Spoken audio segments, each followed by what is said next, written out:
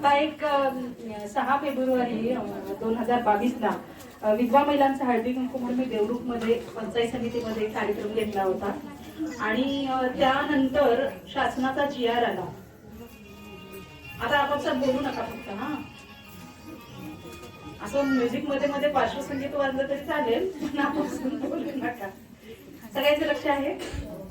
तर शासनाचा एक GR आला आणि मी फेब्रुवारी मध्ये घेतल्यानंतर मे मध्ये तो GR आलेला आहे शासनाचा आणि सगळ्या ग्रामपंचायतींनी तो ठराव करायचा आहे. कुठला ठराव? विधवा अनिष्ठ प्रथा बंद करण्याचा ठराव. फक्त ठराव नाही तर प्रत्येकाची मानसिकता होऊन विधवा अनिष्ठ प्रथा म्हणजे आता जागतिक महिला दिन आपण साजरा करतोय ना, है ना? म्हणजेच काय, जागतिक महिला दिनाच्या दिवशी काहीतरी महिलांचा प्रश्न सुटला पाहिजे ना, नाहीतर इकडून भाषण छान होतात. आज सगळीकडे महिला दिन म्हटलं की जागतिक पातळीवरती खूप सुंदर सुंदर महिलांचे कार्यक्रम आणि जे काय महिलांचं गुणगान चालू असतं, सगळ्या फेसबुक आणि व्हॉट्सअपला सगळे फोटो महिलांचं, काय काय आई आहे, बहीण आहे, काय काय काय चालतं. आदिशक्ती मॅडम छानच सांगितलेलं आहे. सुरुवात पण छान केलेली होती है ना. म्हणजे काय की या दिवशी काहीतरी आपण एकतरी सगळ्यांनी मिळून प्रश्न सोडवला पाहिजे. जागतिक महिला दिन निर्माणच का झाला, कशामुळे हाच दिवस निवडला आणि त्याला जागतिक का म्हटलं माहितीये का? जागतिक का म्हटलं त्याला आणि हाच दिवस का निवडला महिला दिन म्हणून काही माहितीये का? तुमच्या मुलींनी तुम्हाला विचारलं, आई सांग ना जागतिक महिला दिन म्हणजे काय असतं, हाच दिवस का? हा फक्त महिलांचे खूप खूप छान छान गोडवे गाण्यासाठी तिला फार फार म्हणजे आता मग सांगितलंय ना, बैलाचं उदाहरण मगाशी मॅडमने दिले की बैलाला नटवणं सजवणं बैल पोळ्याच्या दिवशी आणि तिसऱ्या दिवसापासून पुन्हा त्याला शेतामध्ये. तसं आपलं झालंय का? गांभीर्याने विचार करण्याची गरज आहे असं मगाशी ताई म्हणत होत्या. तर आपण आधी पहिला विचार केला पाहिजे, मग हळूहळू गांभीर्याकडे पण गेलं पाहिजे आणि त्या प्रश्नांवर विचार करून नंतर तो सोडवलाही पाहिजे. मग म्हाताऱ्या बायका म्हणतील आता बाय कुठं जायचंय, आता आमची लाकडं निघाली, बरोबर ना, आता काय करायचं आहे कुंकू लावून, है ना. तर ते आपल्या मुलींसाठी करायचं आहे, बरोबर. पुढची पिढी जी आहे, ज्या खस्ता मी आज खाल्ल्या, आता मतदानाला जातो ना मतदानाला जाता की नाही जात? मग त्याला तरी होय म्हणा, नाही तर मला कायच म्हणायचं नाही. आता माझं कशासाठी आम्हाला काय म्हणायचं नाही, याच्याबद्दल काय म्हणायचंच नाही, हे असं अजिबात होय नाही काहीच नाही असं नाही. मग मला कोण म्हटलं संवाद साधायचा आहे, मॅडम मग बोलले ना तुमच्यासाठी कार्यक्रम आहे, तुम्ही बोलायचं आहे, बरोबर की नाही, बोलायचं आहे तुम्ही माझ्याशी. तर आपण आता मतदानाला जातो, बरोबर जातो नाही?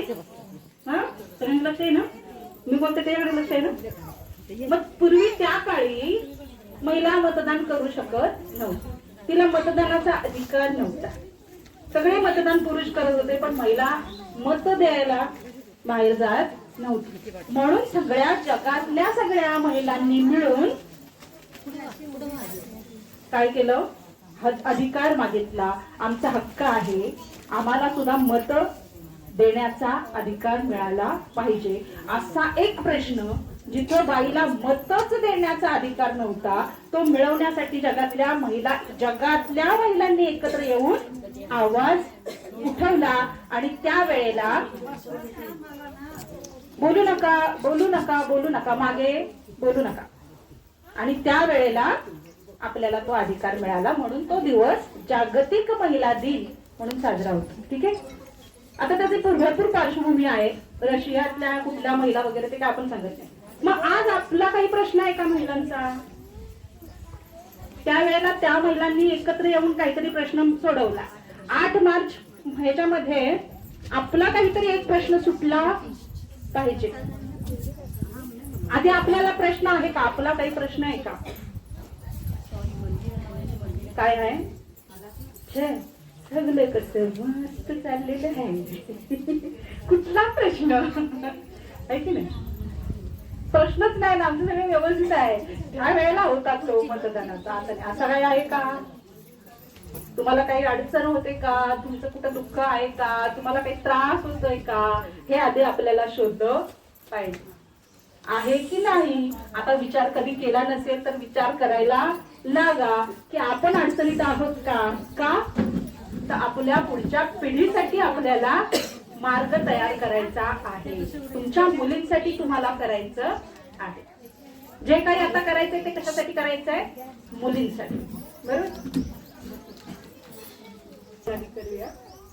समस्या आहे का, मी आता एक प्रथा सांगितली तुम्हाला, एक वाईट एक प्रथा सांगितली की नवरा मारल्यानंतर तिचे दागिने काढणं, तिचं कुंकू पुसणं, तिची जोडवी काढणं, तिने रंगीबिरंगी साडी न नेसणं, तिनं केसामध्ये फुलं न माळणं, कुठल्याही सण उत्सवात तिनं समोर न येणं, अशी ही सगळी अनिष्ट प्रथा आहे ना. तिला दुःख देणारी आहे ना. तिला काही छान वाटत असेल का? ज्या मुलाला लहानाचं मोठं केलं त्या मुलाच्या लग्नामध्ये ती येऊ शकत नाही समोर. तिला कुठल्या तरी खोलीत ती बसलेली असते. बरोबर ना? बरोबर की चूक? रिस्पॉन्स द्यायचा आहे की नाही. मग ही सुद्धा एक वाईट प्रथा आहे, ती दुःख देणारी आहे. महिलांना गैरप्रसंग कोणालाही सांगून येत नाही, म्हणजे ती कुणाला तरी वाईट वाटणार आणि कुणाला तरी दुःख देणारी आहे, म्हणून ती आपण सोडवली पाहिजे. अशा कोणत्या कोणत्या अजून समस्या आहेत? तुम्ही बचत गटात आहे ना? बचत गटात आहात? काय आवाज आहे? बचत गटात आहात. किती वर्ष झाली बचत गट स्थापन होऊन? असे झालेले आहे. बरोबर. एवढ्या वर्षामध्ये कोणी उद्योग सुरू केले? हात वर करा. उद्योग व्यवसाय सुरू केलेल्या महिलांनी हात वर करा. किती वर्ष झाली बचत गट सुरू करू? बाय लय कठीण बाय काहीतरी कठीण कशाला. मला वाटलं हात उभे राहतील आणि मला उदाहरणं मिळतील. नाही छोटे छोटे असू दे, छोटे छोटे वैयक्तिक आहेत. बरोबर. सांगा ना मला मग कोण काय करतं? हात वर करा जरा. कोणी काय काय काय करतं? हा बसूनच सांगितलं तरी चालेल. हा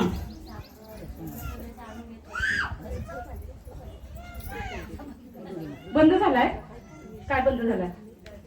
बचत गट बंद झालाय की घरघंटीचा व्यवसाय बंद झाला? बचत गटच बंद झाला. काय कारण?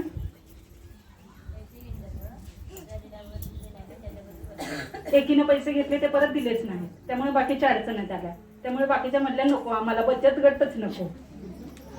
बर. म्हणजे तुमची घरघंटी चालू आहे. कधीपासून घरघंटीचा व्यवसाय आहे?